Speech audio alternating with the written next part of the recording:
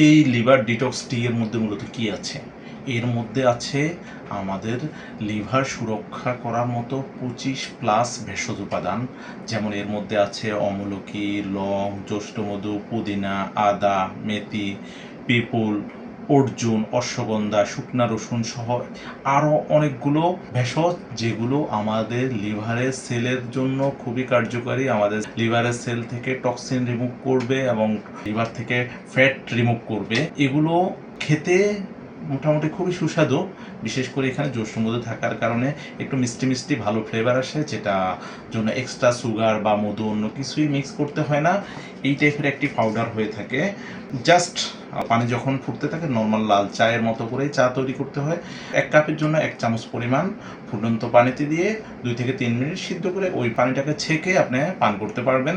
সকালে এবং বিকেলে 2 কাপ খেতে পারেন। বিশেষ করে একটু খালি পেটে হলে ভালো হয়, আর অনেক সময় খাওয়ার পরেও খাওয়া যেতে পারে, সমস্যা নেই। তবে কন্টিনিউ খেতে থাকলে এটা আপনার লিভারকে সুরক্ষিত রাখবে, লিভারকে ভালো রাখবে।